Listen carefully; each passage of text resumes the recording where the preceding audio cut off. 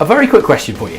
What's the difference between a McDonald's coffee in the city centre and a McDonald's coffee at the services on the M6? Well, it depends. How about how much for a bottle of water on a very cold day in Moscow? Or a very cold bottle of water on the edge of the Sahara? Well, it's quite different. You see, it's all about perception. Or is it? See, I'm Mark Ford, I'm your best kept business secret, and let's talk about the money your customers pay for what you do and what you make.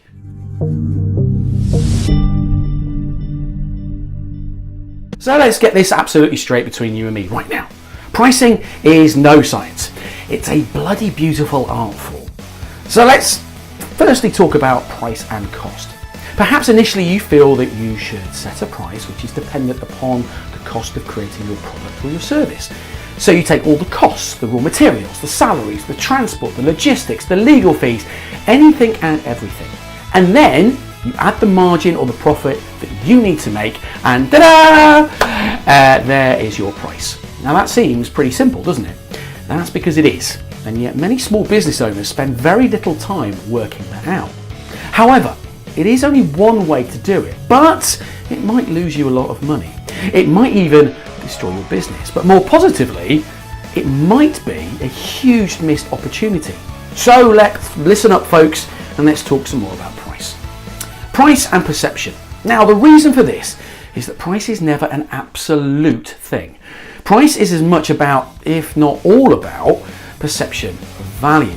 You see, value is a very, very important term, and one that should be in the front of your mind when you're doing these things.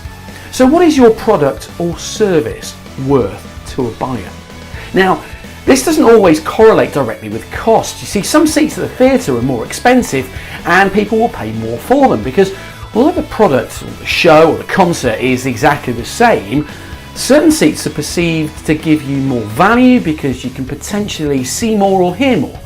In cinemas, you pay extra for the extra legroom and the extra comfort in the seats that you're still in the middle of, but you're still watching the same Hollywood blockbuster that everybody else is. In some areas, a flat has a higher price than it would have elsewhere.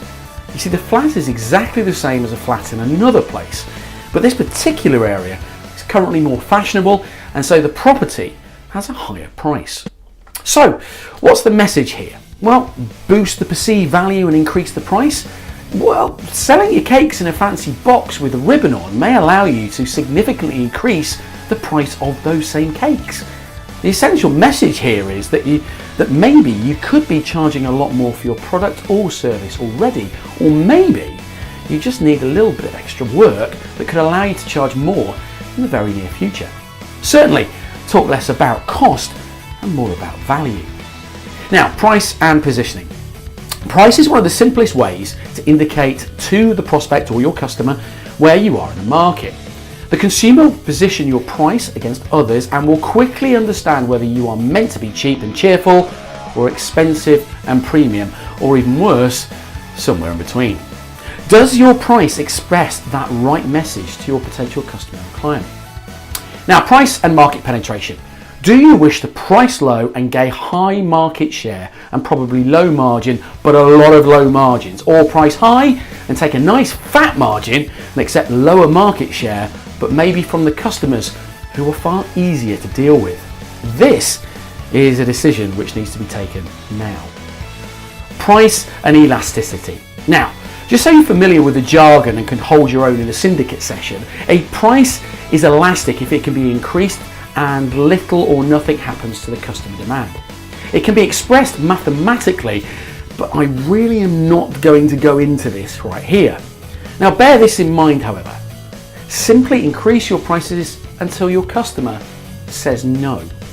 And that's a quote from Sir John Harvey Jones from his program, The Troubleshooter. So here's an idea for you.